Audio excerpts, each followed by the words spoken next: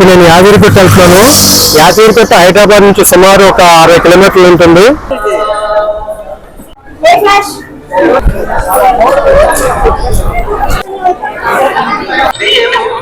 ఇది లక్ష్మీ నరసింహస్వామి క్షేత్రం, చాలా ఫేమస్ తెలంగాణలో. తెలంగాణనే కాదు, తెలుగు రాష్ట్రాల్లో చాలా ఫేమస్.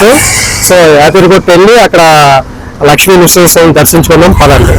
యాదగిరిగుట్టకు వరంగల్ హైవే నుంచి భువనగిరి మీదుగా వెళ్ళాలి.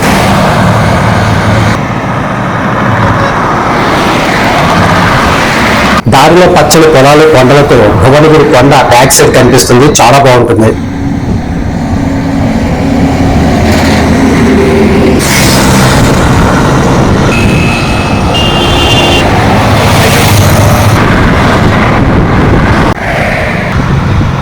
భువనగిరి దాటి వెళ్తే రాయగిరి వస్తుంది. ఇక్కడ నుంచి లెఫ్ట్ తీసుకుంటే యాదగిరిగుట్ట రోడ్డు వస్తుంది. ఈ 5 కిలోమీటర్స్ జర్నీ ఆ కొండల మధ్య, పెద్ద చెరువుల మధ్య చాలా బాగుంటుంది.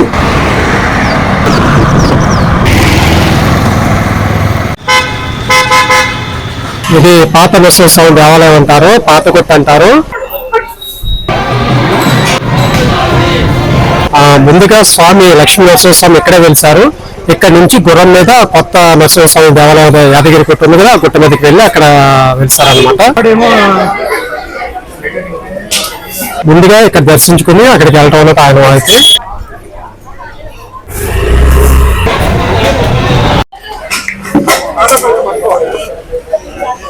పాతగుడి దగ్గర నుంచి మెట్లు ఎక్కితే కొండపైకి వస్తాం. కొండపైన ఆంజనేయ స్వామి టెంపుల్ ఉంది. ఇక్కడే విష్ణు పుష్కరిణి, స్వామివారి పుష్కరిణి కూడా ఉందన్నమాట. చూద్దాం పదండి.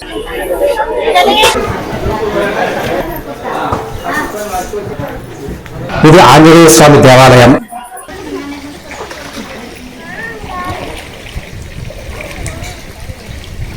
ఇది స్వామివారి పుష్కరిణి, దీన్ని విష్ణు పుష్కరిణి అంటారు.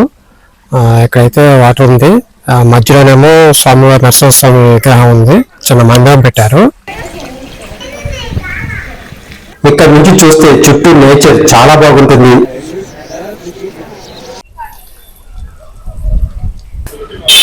ఇక్కడ బస్ స్టాండ్ నుంచి ఇక్కడ రావడానికి జట్కా బళ్ళు ఉన్నాయి. సో సరదాగా రైడ్ చేయాలనుకుంటే గుర్రబళ్ళ మీద కూడా రావచ్చు. ఇప్పుడు పూర్వకాలంలో ఉన్న ఈ జట్కా బళ్ళు మళ్ళీ ఇప్పుడు కనిపించాయి. సో ఎవరన్నా సరదాగా ఎంజాయ్ చేయాలంటే జట్కా బళ్ళు ఎక్కొచ్చు. ఇది బస్ స్టాండ్ నుంచి ఇక్కడికి వస్తున్నాయి అన్నమాట.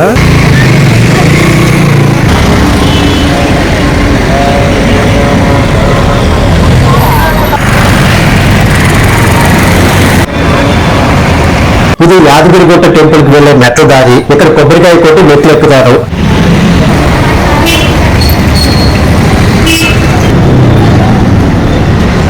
ముందు చిన్న గోపురం వస్తుంది, తర్వాత పైకి మెట్లు ఉంటాయి.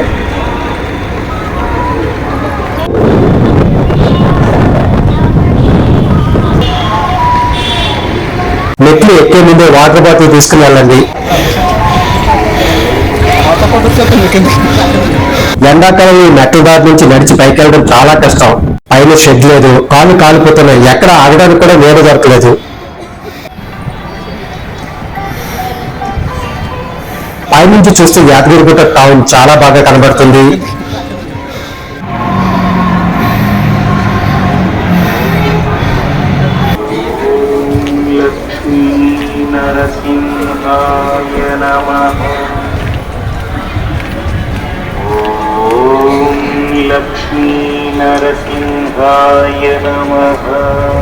మెట్ల దారిలో పైకి వస్తే మనకు ఆంజనేయ స్వామి దేవాలయం కనిపిస్తుంది.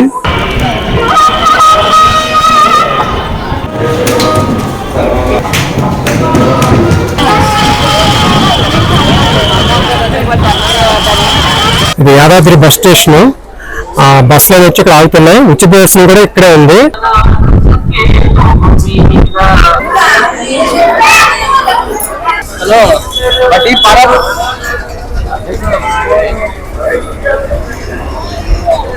ఆ ఉచిత దర్శనం కూడా ఇక్కడ టికెట్ అవసరం లేదు, డైరెక్ట్ వెళ్ళిపోవచ్చు. ముందుకెళ్తే 150, 300 టికెట్స్ ఉన్నాయి. అవి తీసుకుని కొండపైకి వెళ్ళొచ్చు అనమాట. కొండపైకి ఫోన్లు అయితే అవైలబిలిటీ లేదు. ఇక్కడ ఫోన్లు అన్ని ఎలక్ట్రికల్ వస్తువులు అన్ని భద్రపరచుకోవడం అయితే మనం ఇక్కడ క్లాక్ రూమ్స్ ఉన్నాయి. ఇక్కడ పెట్టేసి వెళ్ళాలి. ఫోన్ కి అయితే 10 రూపీస్ తీసుకుంటున్నారు. మన స్లిప్పర్స్ ని ఇలా బ్యాగుల్లో ఉంచుతున్నారు అంటే ఇది చెప్పే స్టాండ్ అనమాట. వెరైటీగా ఉంది కదా. 150 300 రూపీస్ టికెట్స్ ఉన్నాయి. టికెట్స్ తీసుకుని స్వామివారిని దర్శించుకోవచ్చు.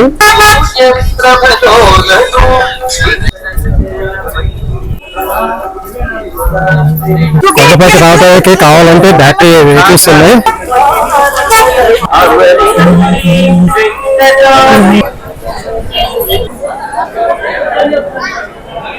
ఇక్కడ కొబ్బరికాయలు కొడతారనమాట. క్యూలో ఉచిత దర్శనం క్యూలో అయినప్పుడు కూడా మధ్యలో కొబ్బరికాయలు కొట్టే ప్లేస్ ఉన్నాయి. ఉచిత దర్శనానికి వచ్చే వాళ్ళు సెల్ ఫోన్స్ క్లాక్ రూమ్ ఉంది, కింద పెట్టుకోవచ్చు. అలాగే ప్రత్యేక దర్శనం అంటే 150-300 రూపీస్ టికెట్ తీసుకోవాలి. పైకి వస్తే పైన కూడా ఈ సెల్ ఫోన్ రూమ్స్ ఉన్నాయి. సో వాళ్ళకి ఇచ్చేస్తే వాళ్ళు టేక్ కేర్ చేస్తారు. దర్శనం తర్వాత మనం తీసుకోవచ్చు అనమాట. లోపలికి అయితే ఫోన్ అవైలబిలిటీ లేదు. ఇది 150-300 టికెట్లు కొన్న వాళ్ళకి దర్శనానికి ఇటు వెళ్ళాలన్నమాట. ఇది క్యూ లైన్ అంటే ఉచిత దర్శనానికి వెళ్ళిన వాళ్ళు దీంట్లోంచి వస్తారు. జనాలు ఎక్కువ ఉంటే కనుక టైం పట్టేస్తుంది, లేకపోతే కనుక ఉచిత దర్శనం రావచ్చు. జనాలు ఎక్కువగా ఉంటే కనుక 150-300 రూపీస్ టికెట్స్ తీసుకునే వాళ్ళం బెటరు. చిన్నపిల్లలు ఉంటే కాస్త ఇబ్బంది పడిపోతారు, పెద్దవాళ్ళు కానీ చిన్నపిల్లలు కానీ.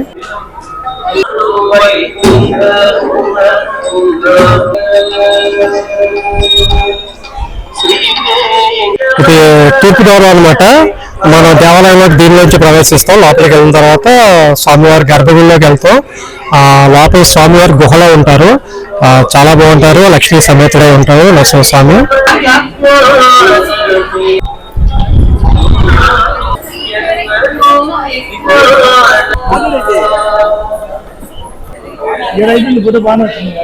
మనం తూర్పు ద్వారం నుంచి దర్శనానికి వెళ్తాం. స్వామివారి దర్శనం అయిన తర్వాత ఇది ఇలాగ పశ్చిమ ద్వారం నుంచి బయటకు వస్తాం అనమాట.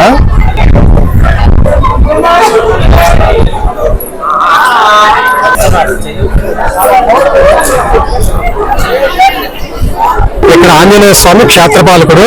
ఆంజనేయ స్వామి మందిరం లోపల ఉంటుంది. అలాగే స్వామివారి దర్శనం చేసుకున్న తర్వాత బయటకు వచ్చే ముందు అండాల మందిరం ఉంటుంది. అమ్మవారు కూడా చాలా బాగుంటారు. లక్ష్మీ నరసింహస్వామి లోపల గుహలో లక్ష్మీ సమేతుడై మనల్ని అభయాస్తంతో దీవిస్తూ ఉంటారు. ఋషిశృంగ మహర్షి శాంతల కుమారుడైన యాద మహర్షి ఈ ప్రాంతంలో తపస్సు చేశాడు. ఆయన పేరు మీద యాదగిరి గుట్టగా ఇది ప్రసిద్ధిగాంచింది.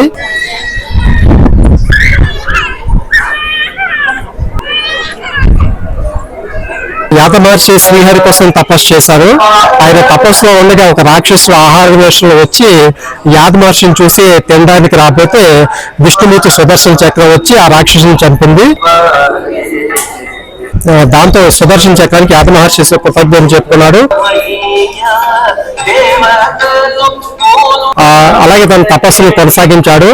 లక్ష్మీ నరసింహస్వామి యాద మహర్షికి ప్రత్యక్షమయ్యాడు. యాద మహర్షి కోరిక మీద లక్ష్మీ నరసింహస్వామి ఇక్కడ అవతరించారనమాట. అప్పటి నుంచి ఇది యాదగిరి కోటగా ప్రసిద్ధి చెందింది. యాద మహర్షి తపస్సు చేసిన ప్రాంతం అయితే ఇందాక మనం ముందు చూపించాను కదా, ఆ పాత యాదగిరి గుట్ట అంటారు. అక్కడ ప్రత్యక్షమయ్యారు.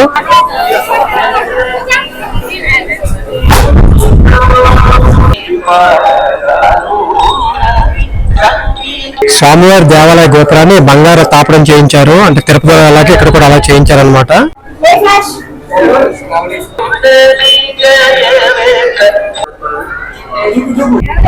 ఈ దేవాలయానికి 4 గోపురాలు ఉంటాయి. తూర్పు, పశ్చిమ, ఉత్తరం, దక్షిణ గోపురాలు ఉంటాయి.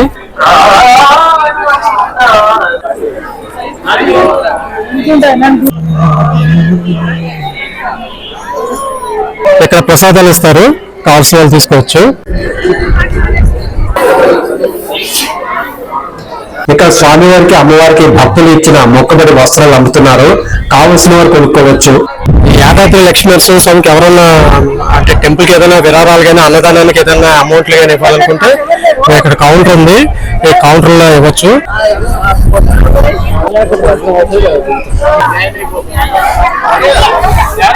యాదగిరిగుట్ట లక్ష్మీ నరసింహస్వామిని మొక్కుకుంటే స్వామి మనల్ని కాపాడతాడు.